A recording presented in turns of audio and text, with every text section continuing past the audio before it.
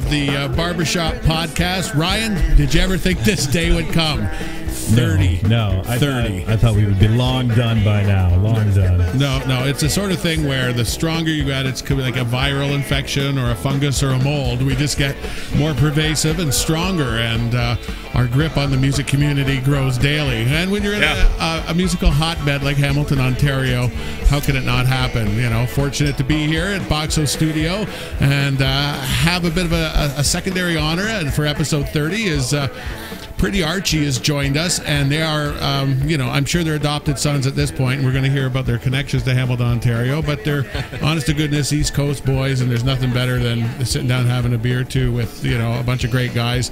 And we're going to introduce you to them and introduce you to their stories and their music, and I think you're really going to enjoy them.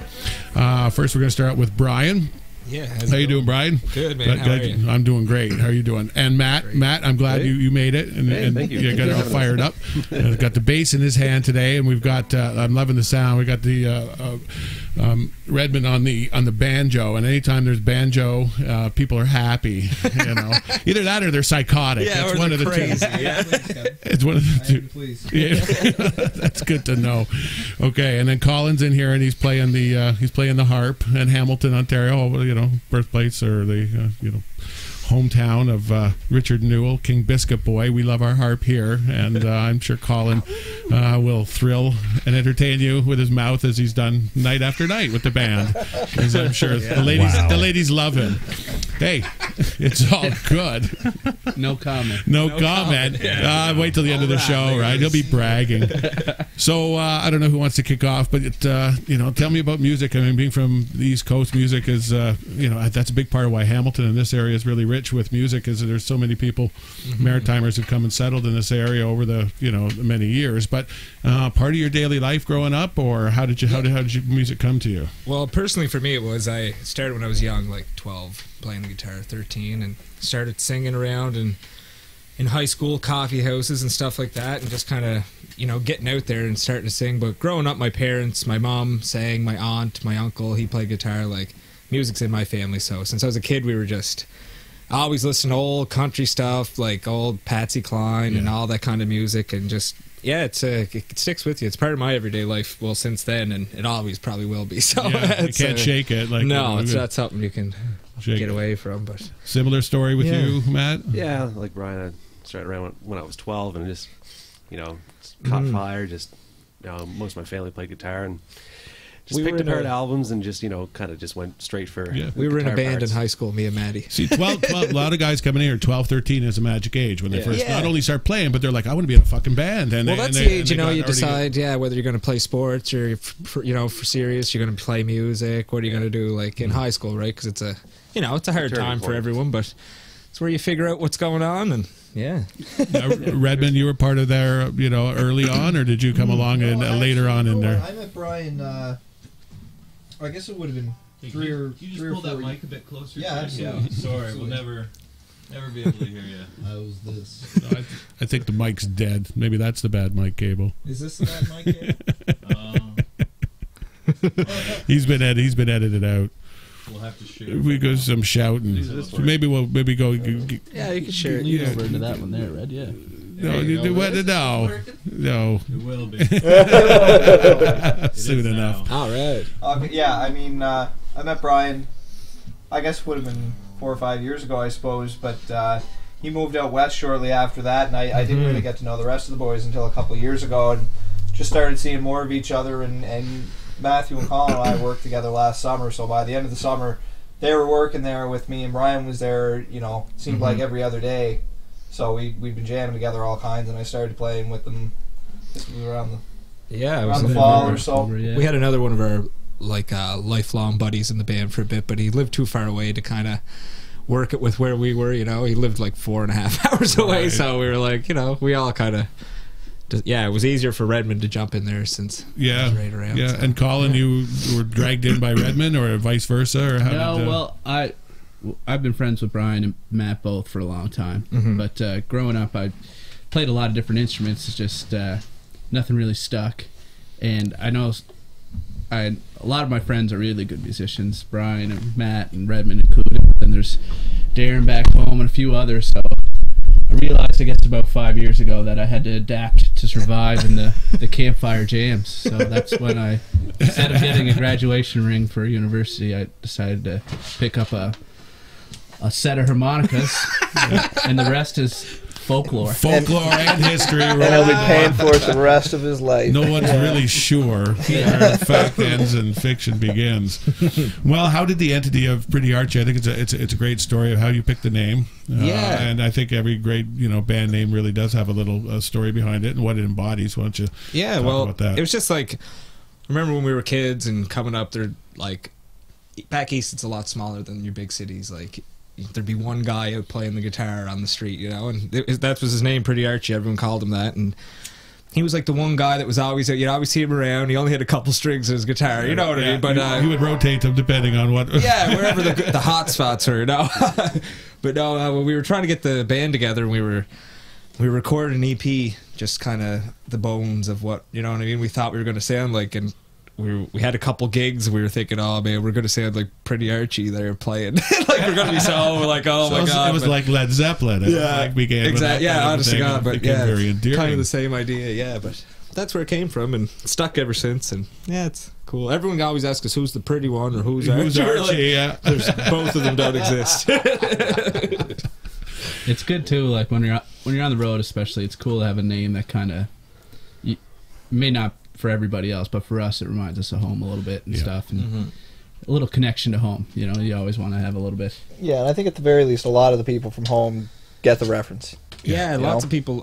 Some of the not of the younger people don't, but the older people would for sure. And it's cool. Like, I love the name. It's cool. It sticks on you. When we started out, we were like, oh, I don't know, but I can hear in the Irish accent. That's it. I like it. You hear a lot of names. And it's good. It's a good one. I think either way, it's too late now. It's too late now. We're stuck. Too much merch that's floating around there.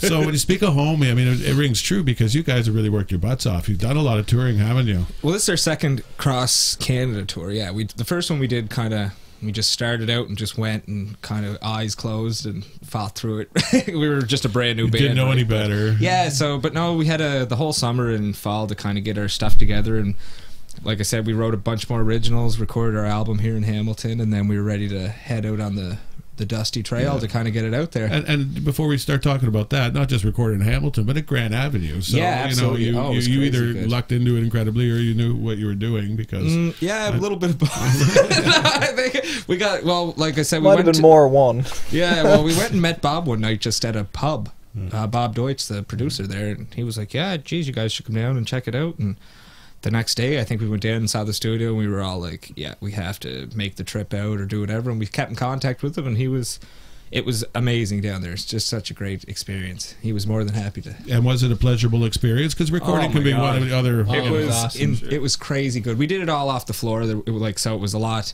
quicker. There was no going over track guitar, but we all just started 1, 2, 3, and we thought we were going to have some trouble with it because that's kind of, it's a hard way to do it, but it turned out just so easy with him. He was just like, oh yeah, if you screw up, keep going. He was just so good, man. He's a pro. Yeah, he's a professional. Yeah, there's no ifs, ands, or buts. So you're able to record a full-length album, which is an accomplishment. It's tough, and to do that, and then you've got it, and you've got your merch, and you're ready to hit the road. Yeah. So from that point until this point, what's been the biggest learning experience? What's been the biggest lesson? Gas prices. Yeah. Macro and microeconomics.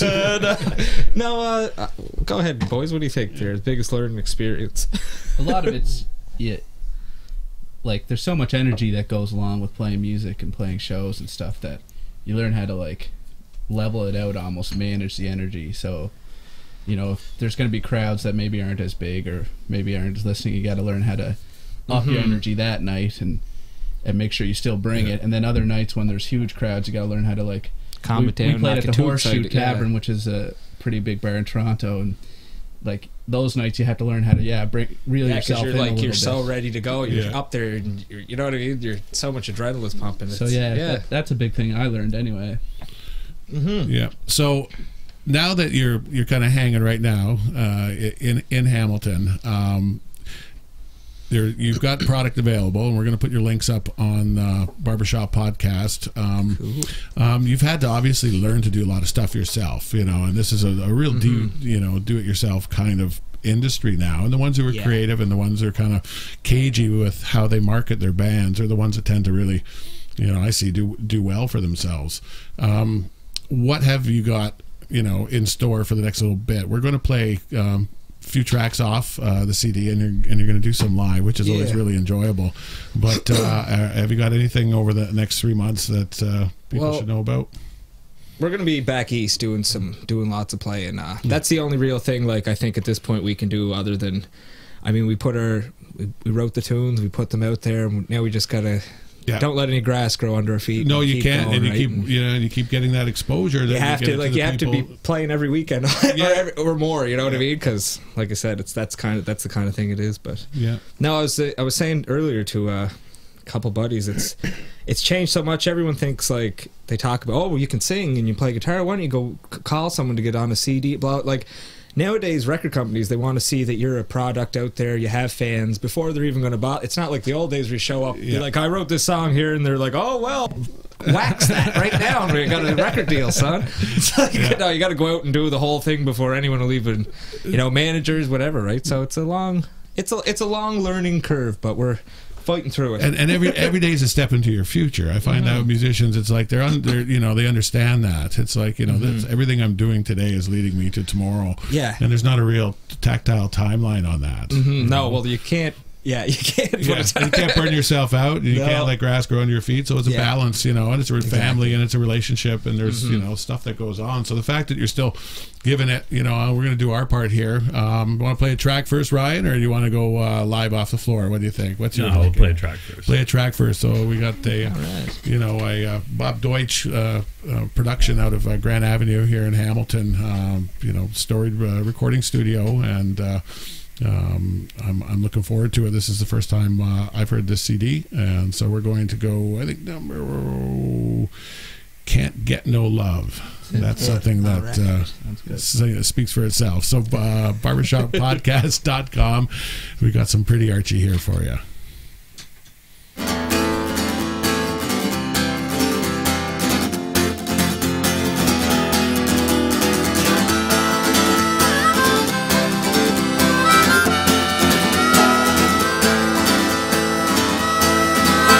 Don't leave, you can't go. You can drink and smoke and I won't cry no more. When you go, what will I do?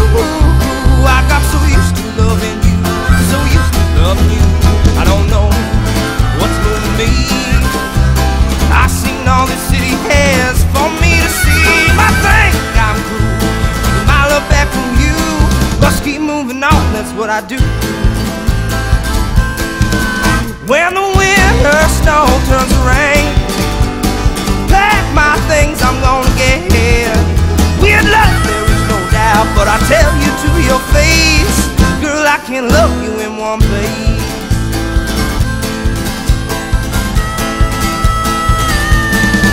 Well, there ain't much you can say to make me wanna change my mind and stay. Well, I ain't the kind of man who asks how high and takes commands. Moving on is my only plan. When the winter snow turns to rain, pack my things, I'm gonna get here. Weird love, there is no doubt, but I'll tell you to your face, girl, I can't love you in one place.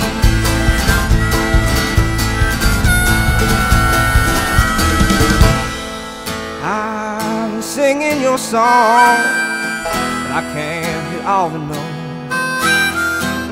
Here for a good time, big drinks and long toast. Girl, open your eyes and you will see. You can't get no love from me. Can't get no love from me. Can't get no love. Can't get no love from me. You don't want it anyway. Can't get no love from me. You can't get no love. You can't get no love from me. You don't want it anyway.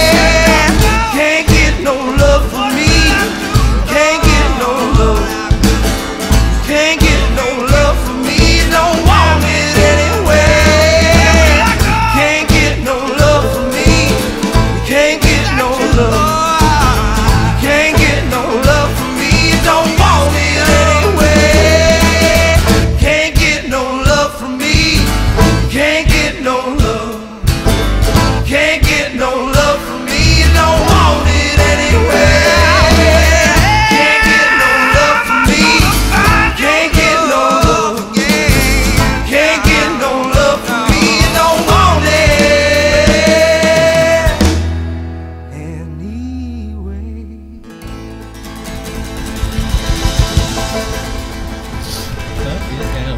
Damn it. Can't get no love. Got a nice swing. But so if someone had to like do a publicist job or an A&R guy's job, how would you describe yourself? I'm sure you get asked that all the time. Yeah, I don't know, we try not to. It's got a bluegrass sound because the banjo, the stand-up bass, and it's definitely got a country sound too, but there's a couple other things in there, some folk, and I think country bluegrass is the base, I guess. And then there's a lot of folk and some blues kind of sprinkled. We're all mixed up. We love everything. It goes under the umbrella of roots music, which I don't have a problem with. It's like that works for me. We play at this place outside of Edmonton and Stony Plain called the Early Stage Saloon, and that's what they had us advertised as, rock and roots and roll. Yeah. All right. And Stony Plain being, very storied with, the Stony Plain Records and the blues people and the roots people, came through there. So those people know their music there. That's kind of like the Nashville. Yeah, it was cool. It was a cool place. Cool spot. Yeah, really definitely. Cool spot. Yeah, no, it's a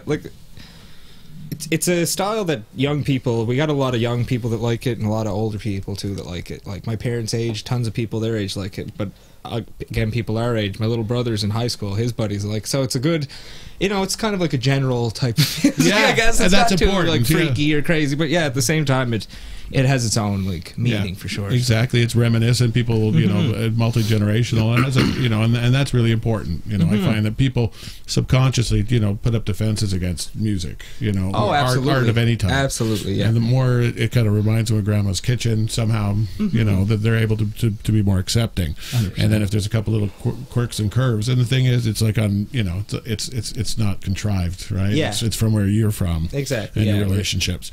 So it's real. I think people recognize it. The real is probably the key word. Yeah, I hope so. Speaking of that, I want you guys to play a little bit of live music. Tell me about your while you guys set up and get ready, finish your smokes, turn on some amps. Sure. Tell me about the first live gig that you remember playing. Was it traumatic, or did you change your life forever? Oh, like with the band, or what? Your own, with your wee. I forget what I even played. It was at a coffee house or in front. It was traumatic. Definitely traumatic. I've been playing in the band now for, we've all been together for over a year. We played 100 shows, and I still forget the chords sometimes, like during something. So you can imagine the first time I was up there, I was like, "Get through, shut up, finish the song." But no, like, you feel great afterwards. One person comes up. If one person comes up and says, "Great job, man," it just means so much to you. And then, like anything, having support, having people around, having parents that are like, "I love your sound, Brian, go play me." You know what I mean? Having that is a good thing to keep you going, right? I mean, if you go up there and everyone's like, "Okay, well, yeah, do you knit? Yeah, what do you do?" And people imagine move, right? It's important when you see there's a sway to the crowd. That people get up off their ass. It means something to do that for a crowd of people. So. Okay, what are you going to play for us first? Well, let's try One Timer. Hey, boys. Any lead-in story about this song? Yeah, Speaks for itself. It's one about I don't know. There's you got to make choices, hard choices. I think it's good there. You're all right. Yeah. Sometimes you got to make choices that you don't want to make. Leave them when you don't really want to go chase something else. And I don't know. Sometimes you think like there's the line and it's about you're the great 199, like Wayne Gretzky. Yeah. Ain't much else to say. I missed the one timer. Like, had a perfect pass, but you just kind of screwed her up. So you never know, right? So it's kind of about moving on and going on chasing. Ready, boys? You all right over there, Red? Never better, buddy. All right. This is this one timer.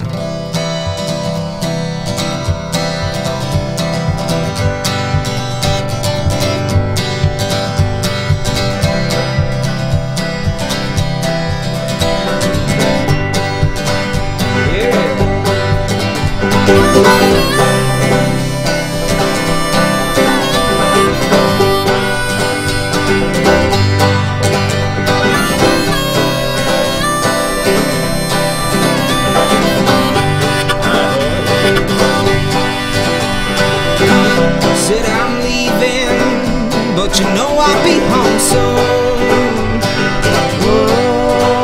Was the end of May, but then came June. I got a little older and the weight of the world shifted on my shoulder, shifted on my shoulder. You're the great one, 99. Ain't much else to say. I miss the one-timer. I gotta go out chasing something that may not be real. That's how I feel. That's how I feel.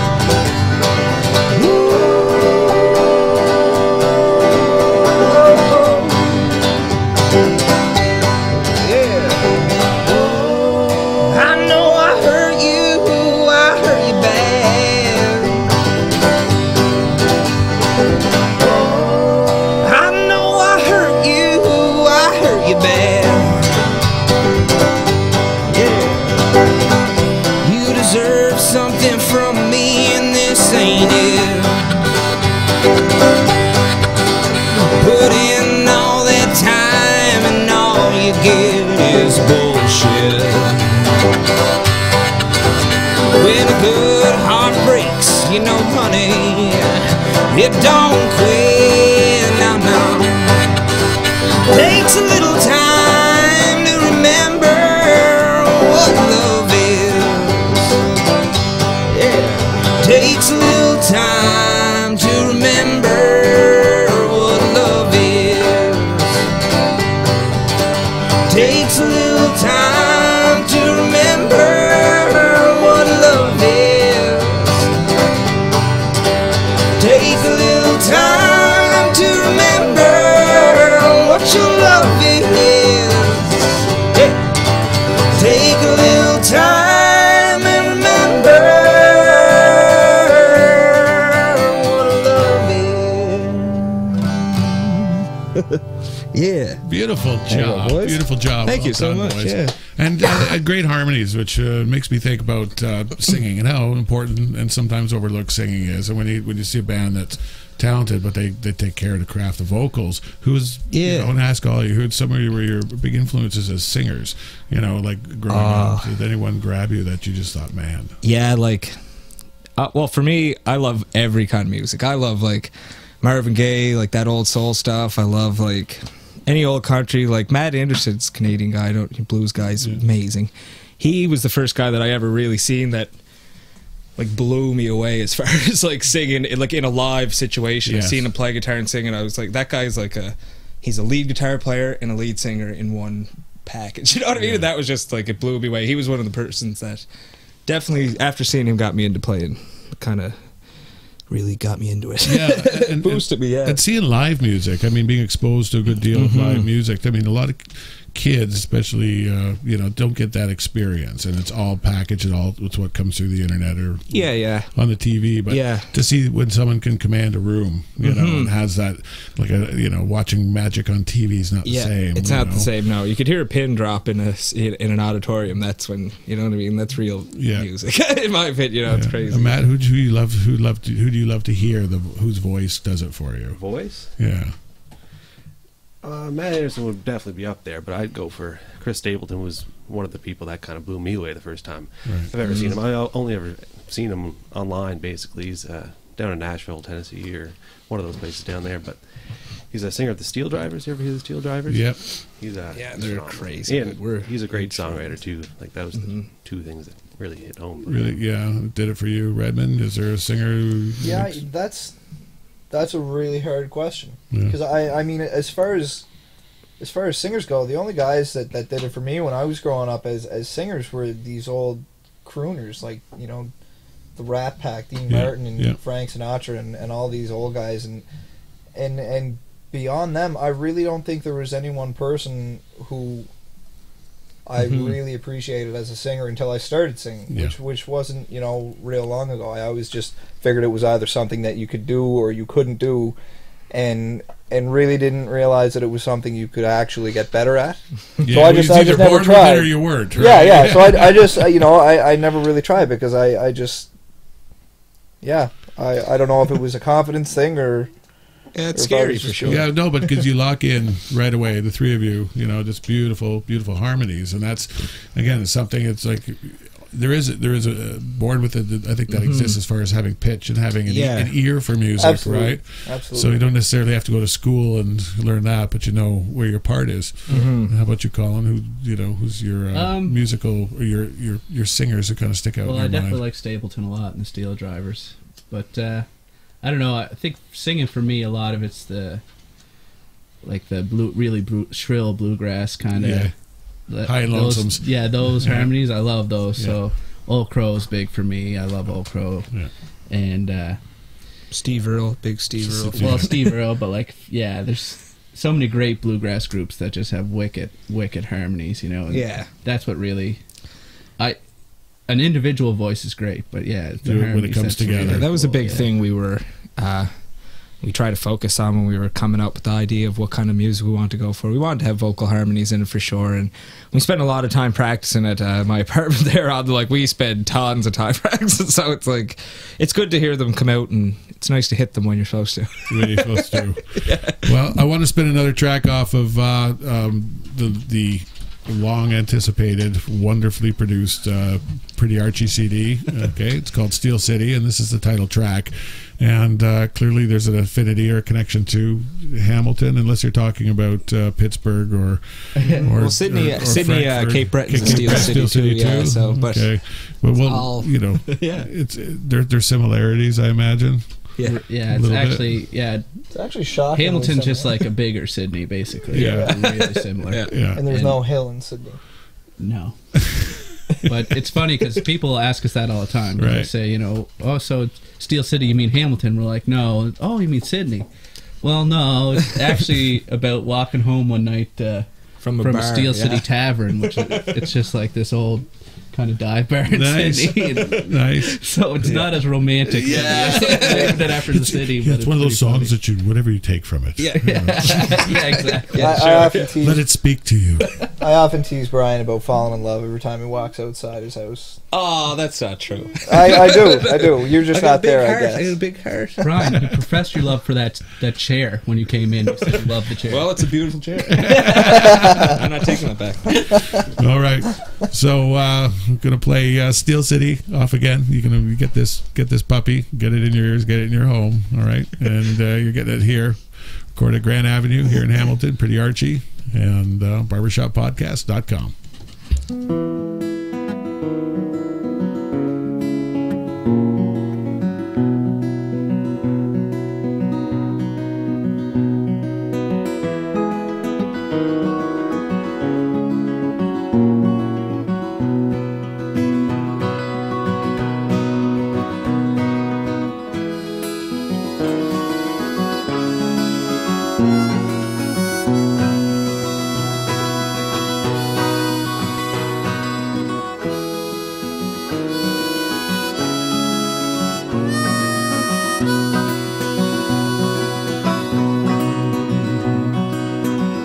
Cold again tonight, and I'm walking home in the Steel City.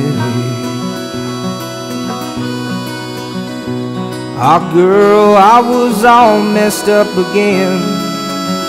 You were pretty.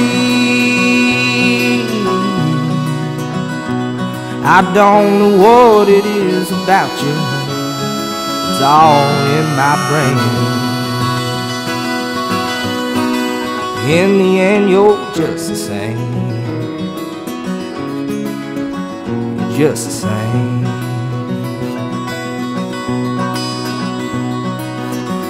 Told myself that I could play along, that I wouldn't feel.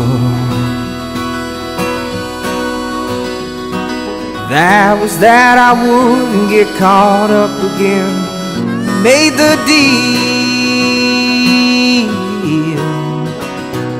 Myself looked right back at me and said, come on, get real. I gave a good try. You gave no reply.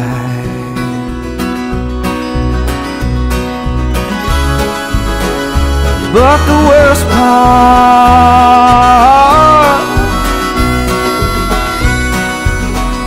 this is exactly what I wanted from the start.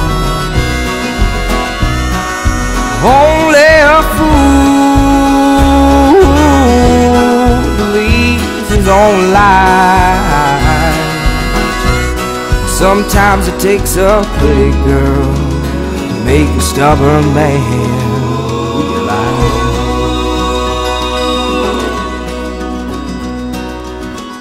Try to sleep tonight, but I can't get you off my mind. Sometimes I laugh at myself so hard I almost cry. I'm waiting for the winter to come. I'm trying not to fall. Maybe I'll have another drink.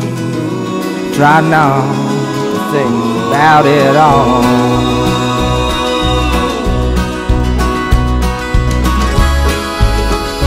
But the worst part,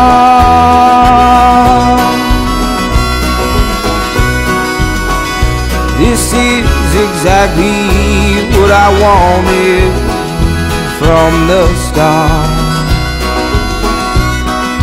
Only a fool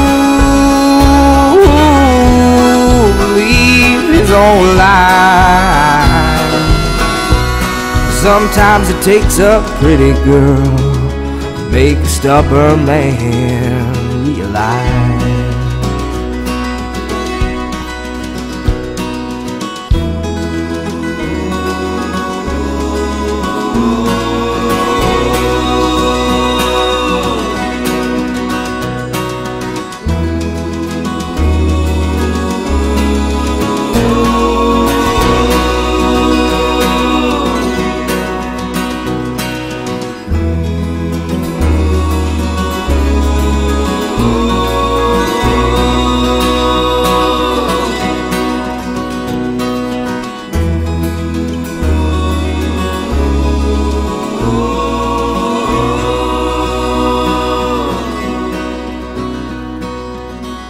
Cold again tonight, and I'm walking home from the Steel City. Oh girl, I was all messed up again. You were pretty. I don't know what it is about you that's all in my brain. In the end, you're just the same. You're just the same.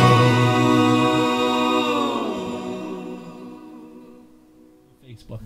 Steel City by Pretty Archie. Lovely, lovely, good work.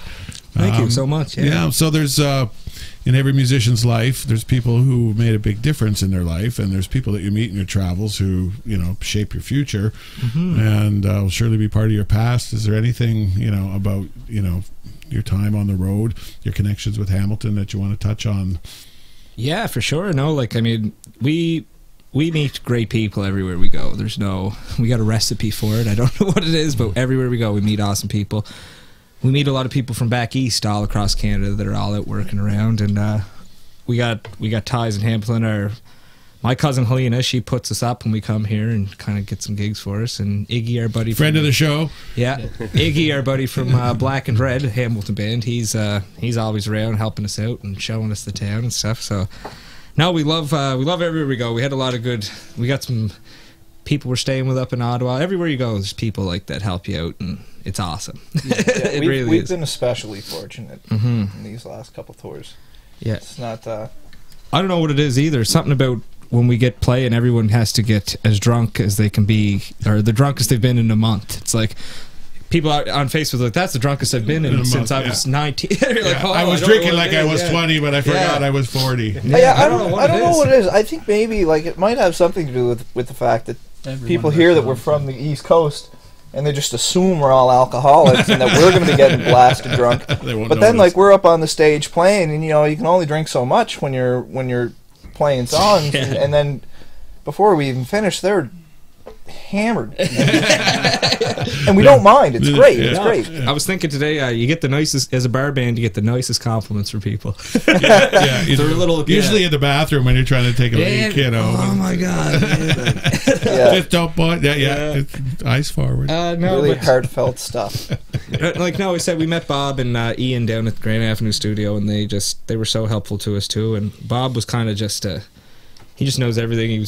You learn 100 things a second down there when he's telling you all this old stories, and so he told us a lot of like good tips. And the guy will forget more about recording music in his sleep than we'll ever know. Yeah, he's fascinating. He's not even just pro at the sound and music side of things. He's pro at making you feel comfortable. Yeah, like you guys do here. Like, I mean, I was nervous to come. I was like, oh god, when you get down here, it's just, you know what I mean, cool atmosphere, and that's important. I think that's the creativity, most important thing. and it really is. Support in general, I think, it's such a big emotional commitment to put out your art or your music or whatever you're putting out. So it's important to have people that will support you no matter what. Ups and downs, and we have a lot of that back home, and on the road. We have a lot of people that we can rely on, family and friends, and we wrote a song about it. I noticed you wrote a song about that, and again, I enjoyed the first one so much, I'm going to get you to play live again. So tell me about Friends Along the Road, which is pretty self-explanatory. It says it all. No, it's just exactly. It's just about having friends along the road, and it's kind of like every time you're leaving, everyone says, "Oh, it sucks to see you, and are you going to be?" It's like, yeah, you don't have to worry. We'll be all right wherever we go, kind of thing. So yeah, it's a good tune for our buddy. So all right, live from Boxo Studio, we got some Pretty Archie for you at barbershoppodcast.com. Friends Along the Road. Ready, boys?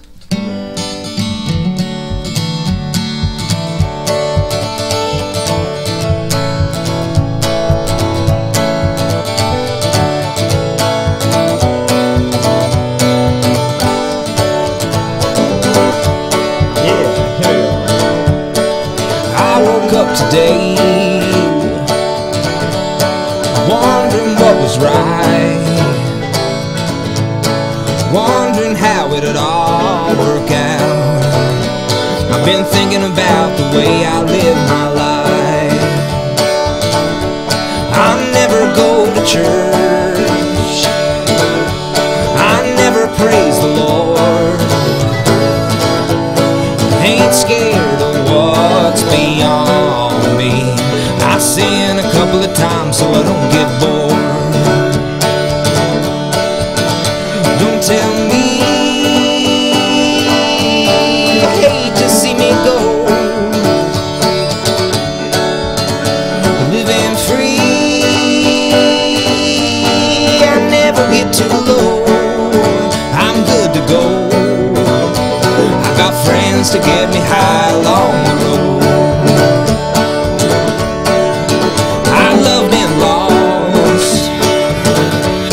Seen the world take side.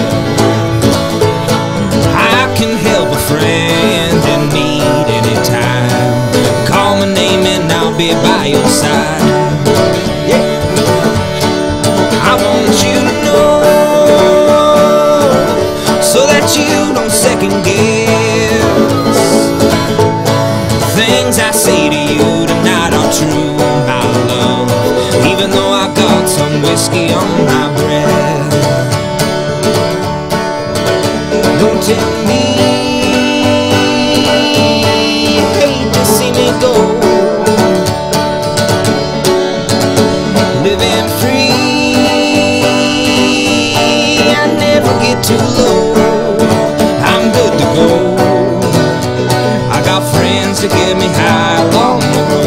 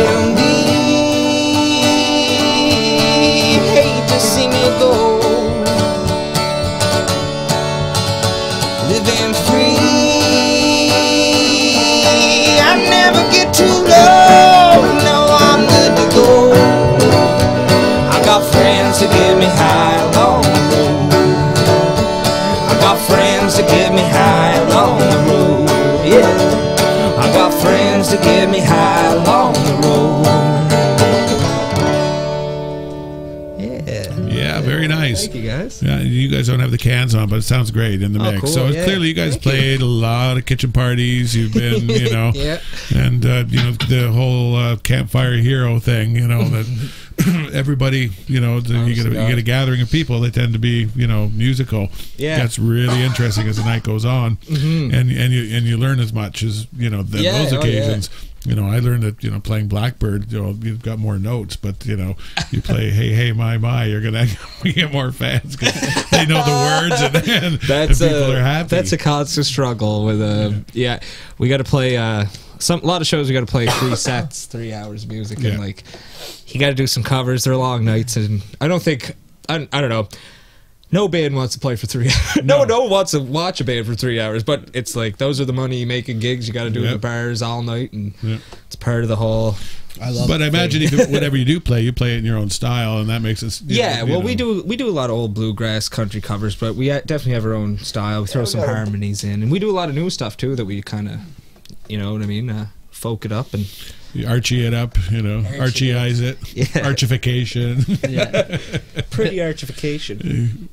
So into the future, you're going back. You're going to recharge your batteries. I know that you know, the grind can really wear you out, and I know here quite often, especially coming to Southern Ontario, it's just, you know, so noisy and go, and people are in such a hurry, and it's like, you know, you just long for a little bit of break, and people who have kind of a different, more patient, accepting, you know, and frankly, even in Ontario, it only takes about an hour or 2 hours to get out of this, you know, until you start feeling it, you know. But you know, going home, it's probably, you know, you're looking to do writing. Is writing something you do constantly, or do you have writing sessions where you get together and hack it out? Writing kind of just happens naturally, and as we go. I think there's no real set, like a little bit of both, I guess. Once in a while we'll sit down and just hack something out, or like if we got half a song, we're like, okay, let's finish this up, and we'll all get around and, you know what I mean, try to make it go. But usually just most of the stuff gets written in the van or on it, you know what I mean, just as you go. And like, we can't wait to get back east. We usually do some not good much writing relaxing though. I think we're going to try to stay pretty busy. Yeah, we're going to try to keep it going, and time to write, we can do all that on the go. I hope. Speak for yourselves, boys. I'm not doing a thing when I get home. Well, Everyone's got their plan. No jumping. Yeah. So right back to the usual. Sitting down in the car and on the couch back home with his broken foot's really taking a toll. But you're gonna look forward to that first swim you take, right? It's gonna be. How'd you break your foot? Was it a story you can tell? I mean, I'll leave select details, I suppose. It's one of the there was 10 Redmond stories he can actually tell. Well, we were in downtown Regina, and Brian here hopped up on a statue of somebody for important. the life of us, I can't fucking remember who this guy was or what he did to have a statue, but he was really good looking up there, you know. So we hopped up and got a few pictures with him, and I just hopped off the statue and landed with not one fucking ounce of grace. And so there's no grace. So here Bambi would land. I hit the ground like a sack of shit. Yeah, no, it was funny. He dropped and literally he was pretty much done. He dropped. He was like, started shaking. Was on the ground, and we were like, okay, well, we put I him hit around. the ground and fell back on my ass, and then I stood up and took one step and fell back down. So I waited for the boys, who literally came back and picked me up. Two of them picked me up and carried me back to the car. Luckily, we were staying with a buddy of Brian's in Regina, who lives with his grandmother, who has one of these electric chairs that goes up and down the stairs. Oh my God! Which I put to fantastic use. Yeah. So we're sitting there really, every night. We're sitting there doing something. You hear bombs away, boys. So you're hoping it's going to heal, or you knew right off the bat it was broken? They took you in. Well, it didn't hurt nearly as much when it happened as when I had sobered up the next morning. But by the next morning, I was pretty certain that it was broken. Something's wrong. Yeah, it wasn't right. You know, could have been worse, I suppose. I didn't break both feet, so that's something to be said. But you hobble around pretty good. You got down all the stairs on your crutches. Oh yeah, so man, you ought to see me go. Being graceful is, you know, obviously part of your, you know, you probably work some small pretty graceful, Archie. Oh yeah, jammed in. You got to be able to play. Yeah, we get a couple treatments, but no, it sucks because Redmond plays the drums too. We usually set up a drum kit, and you know, like when you're in the pub after a couple hours, at the end of the night, everyone wants to hear the boot scoot and boogie or something like that. So it's nice to have the drums, get everyone up and dancing around and getting going. But whatever. But you know what? To be fair, I just got a new cast on now, and it's somewhere between a ski boot and an Air Jordan. So you might be able to modify that thing. But I can take it off. So I'm thinking maybe if it's less broken in a month's time, I can get it off and play the I got drums. some extra pedals. Maybe we could just mount half of the pedal to the actual boot. Yeah, so you can just click that in right under that the kick might drum. not be a bad idea. But every time you walk, you're going to have the... Yeah. You know. It could be bittersweet. Oh, that makes me think of that's another song I want to play off the CD. That was very clever. Yeah, it was very good. Say hi to anyone watching back home. Yeah. I want to wave to them. Hi, guys. What do I wave at here? I don't know. I see like 3 cameras. You got any number of cameras. Wave at them all. Throw up a deuce. So yeah, you want to watching this after the fact on our YouTube channel. You can watch that live as we go record it. Mistakes, warts, farts, and all at justin.tv/Barber Shop Podcast. We're on every Wednesday. It's a rare double show tonight, but we're spinning Pretty Archie's new CD, Steel Town. Great bunch of guys. And we're going to play Bittersweet. Again, self-explanatory, or is there a... Yeah, this one's about like it's you know, sometimes you think the grass is greener, obviously the old saying, but yeah, a little bittersweetness in everything, I think, and kind of in there. Relationships, life. Yeah. You heard it, and you're going to hear it here at the Barber Shop Podcast. Pretty Archie, Bittersweet on barbershoppodcast.com.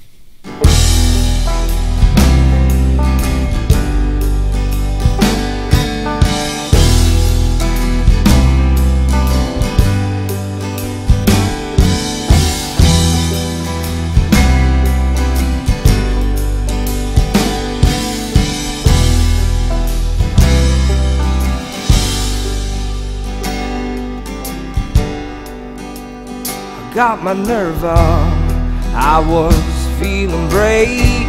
I thought I could do better, tired of the same. I thought I could do better, I found out I don't know what love's about. You stood by me, you let me go. You cared about me and you let me know. You still cared about me, but would it be the same if I came home now with too much change?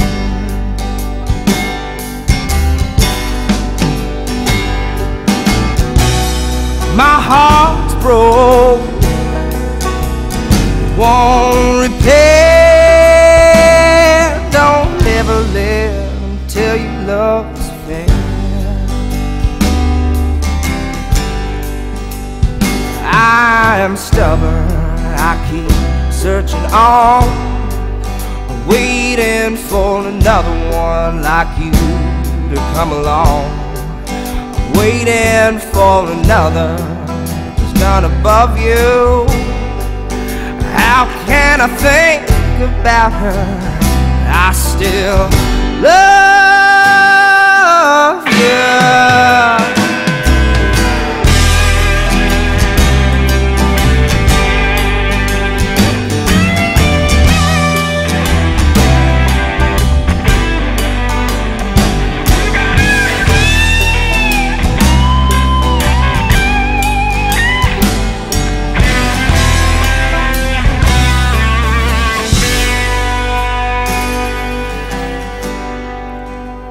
Sometimes I call you just to hear your voice, act like I don't love you no more, like I had a choice.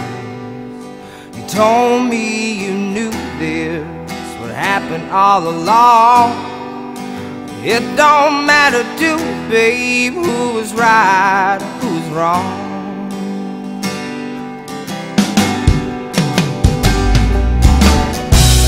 My heart's broke, it won't repair. Don't ever let them tell you love is fair.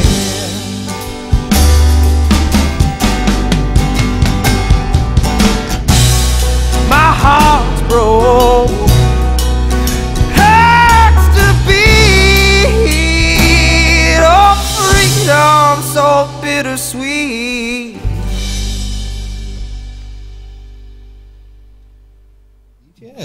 Bittersweet.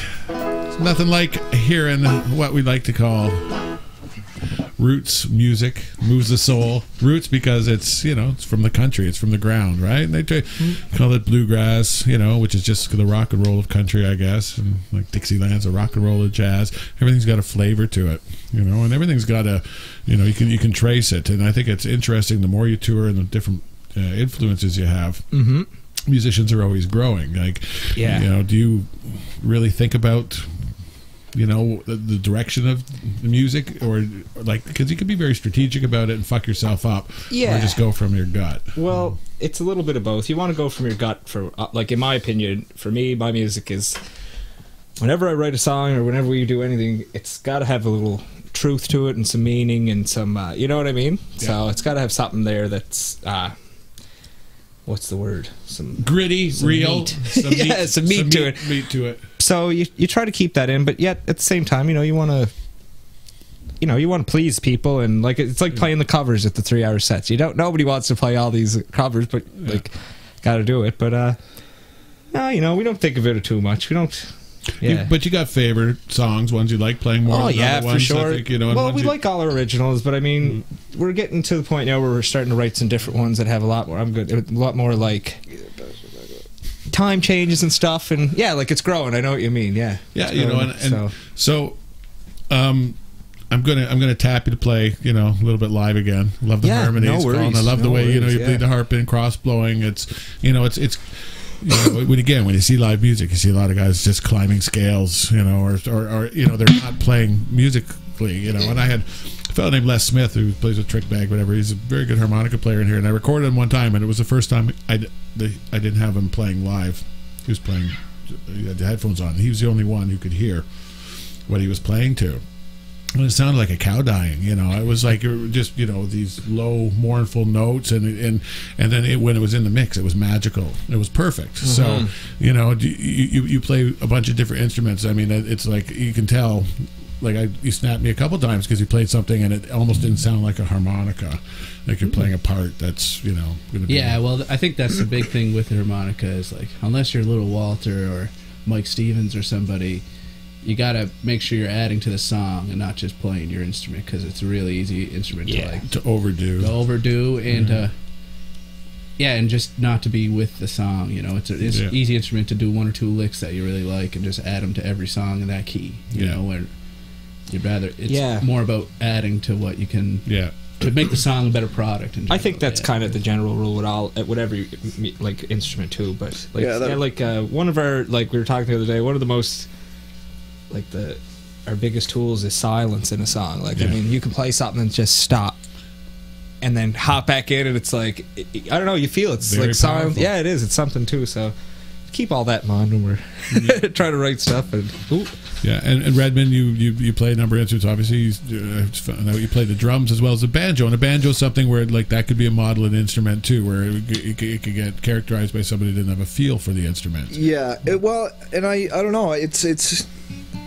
It's only people that I meet as of late that are like, oh, you're the banjo player, because I'm not really a banjo player in my own mind, because I picked it up a couple years ago and started playing it. And I mean, as much as I'm, you know, playing the right chords a lot of the time, I feel like I'm cheating because, you know, I'm not really playing like a traditional like clawhammer style or like bluegrass pick, and it's some bastardization. It's your own. It's just kind of what I started doing, and I mean, I only started playing because I knew 3 chords, and that's all you need. And I was told one day from some other friends back home that I was going to be the banjo player in their band. So I mean, it just kind of went from there.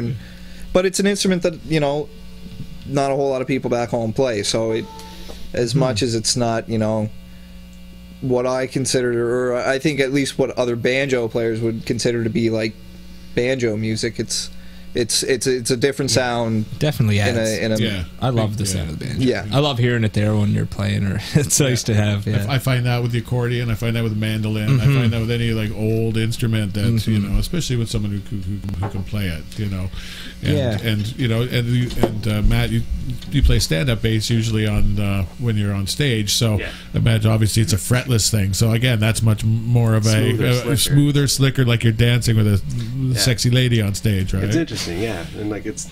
Try not to go all Mingus on it. You wouldn't think that like this acoustic bass here would be pretty much night and day than a stand-up bass, but it is, and it's kind of just learning this on the fly. I've never really played. I played guitar until August. You walked in. Matt walked in with a guitar, and we had this here. It's like, what, you know, your preference, what to play with. He's just like, oh, sure. Well, and I think being fearless is a big part of being a musician, right? Matt's a deadly guitar player. Yeah, I think it's worth adding that Matt only even got his stand-up bass in like August. It was August. Last August. Like, I always say Matt brings the music. You want to play guitar on anything?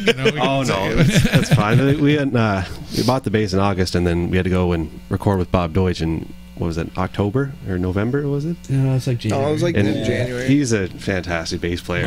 Walking in there under the microscope of Bob Deutsch, learning, like with him staring at you through the 6 months under his belt. Oh my god. He's like, let me just. But he didn't make me feel uncomfortable. He taught me more than I would have ever learned by myself, and it was just kind of, just made me feel comfortable with it. And that's the biggest thing about learning a new instrument. Yeah, and I think in the recording process too, being able to surrender, and when you come to a place that has a pedigree and you put your faith in a producer, but I mean, not to have to try to micromanage anything, but say, okay, I have faith in us, and you know what you're doing, so I trust that you're going to give us what we all hear. Yeah, right? yeah. No, and it's a shame to say, but before, I think a lot of us, before we even went into Bob's studio, we didn't really know like that much about who Bob Deutsch was, what his body work was, until we made the final call. We're like, we're going. We had the money all together. We're like, let's go. And then we were like, let's check this place out. Yeah, because we just went in and we met him and talked to him, and just his whole like attack on the recording alone. He was like, I want to do you guys off the floor. I want to keep that live sound out, like. Everything he said was like, yes, that's exactly what I was thinking. Yes. Like, it's crazy. So yeah, markedly different vision, and it's just basically that. And hearing the recordings, they're lovely, a lot that same kind of space, that you're able to do here. Because it's not a particularly big room, but you guys can still leave lots of gaps. What you were talking about. He recorded with Gordon Lightfoot, and he recorded like Johnny Cash, and those are guys that like. Their music influenced us into what we're playing right now. So the fact that we got to go to where they record it and do it, and kind of with the guy, it was just like it was a cool thing. You know what I mean? Bit of after the fact mindfuck. Yeah, it was a real, blew my mind. No, it was good though. You know what? It was just like a few weeks after we got back that I was on a drive back from Halifax, and I had on CBC radio, and they just got talking. They did the segment, like this hour-long segment on like the top 5 most legendary studios in Canada, and this was one of them that came on, and I was sitting there, and I'm thinking in retrospect, like, I took this way too casually. Like I really didn't grasp, like, what an honor it was until after it was all done. But I think that worked in our favor too. We weren't too jittery. Yeah, I think it was for the best. Just throw it down. Really. Yeah.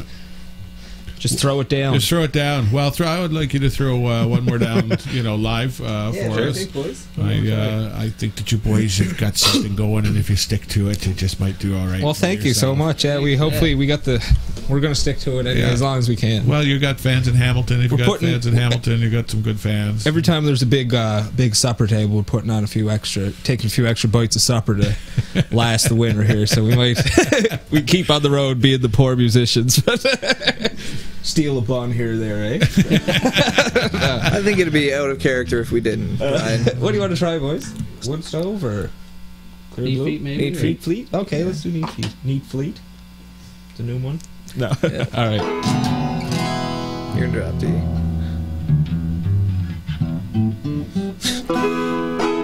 Hit it with not your algebra grade. That was D-. Oh. Brian actually got excellent penmanship in grade 2. Did he? Perfect penmanship was my one award I've got through my my years of school. Scholastic career. Yeah. Grade 2 perfect penmanship. Academically, after Thank that, you. it was downhill. I don't let the boys forget it. I'm writing something out. It's very pretty. This is perfect penmanship right here, boy. Perfect in grade 2. Yeah. All right, let's try Neat Feet. This one's about a girl. You think she's yours, and you see her run around talking to everyone else, and you know, maybe she's not yours. Maybe she's not yours. All right, boys. Yeah, here we go, boys. I got a girl, says she loves me. It's so hard to tell now. When she starts drinking whiskey, it's too loving, it's too loving everyone else. She's talking to my best friend, whispering in his ear.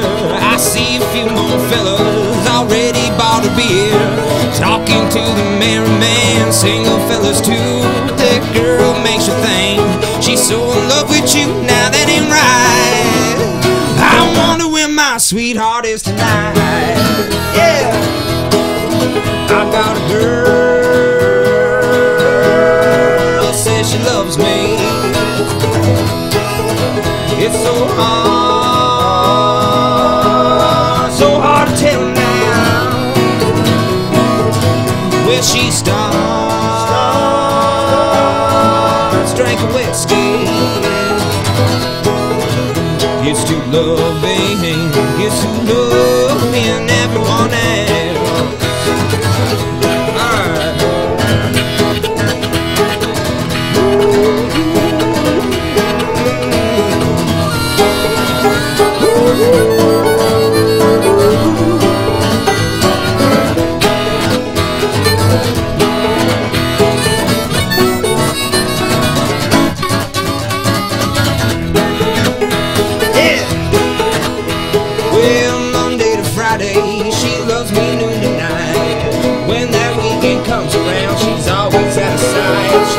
Sweet drinking darling, always been hard to get. She's my old whiskey woman, ain't made her mind up yet. I got a girl, says she loves me. It's so hard to tell now. She starts drinking whiskey. It's too loving, it's too loving everyone else. She's talking to the married man, single fellas too. That girl makes you think she's so in love with you. Now that ain't right. I wonder where my sweetheart is tonight.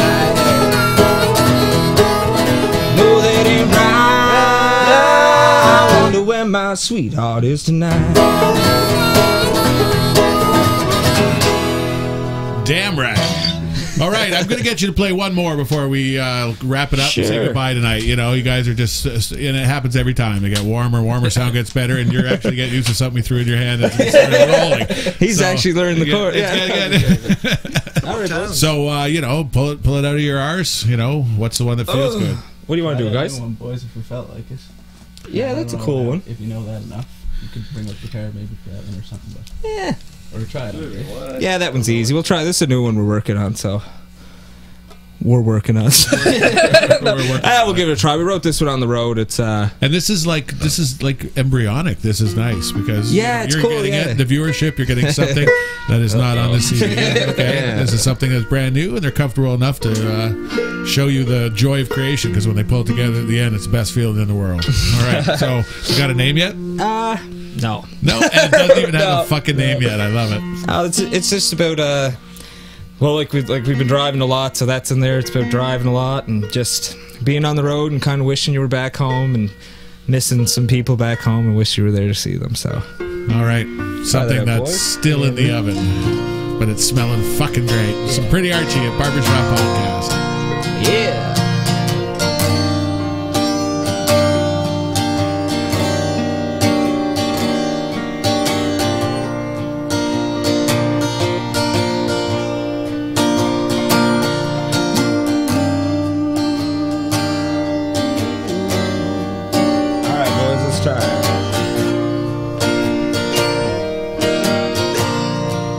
Spend all day driving, the road's long ahead. I lost track of timing, I feel almost dead. I met up with some friends, sang a few songs, stay here a while, love, but I keep moving on. I'm drinking tonight, sweet homemade wine. I got you on my mind. Nothing comes easy, and when it leaves you it's worse. When you feel the end come closing in, you only want to reverse, but you keep hanging on, and your friends hold you up, but sometimes that ain't enough. Yeah, I'm drinking tonight, sweet homemade wine. I got you on my mind, and the smoke starts to rise, stinging my eyes. I miss you tonight. Alright, you know I don't like being alone.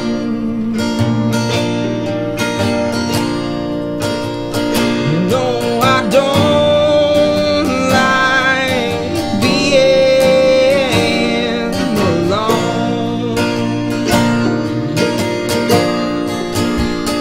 I come way too far down the lonely road. You got me thinking I should come home. Come home.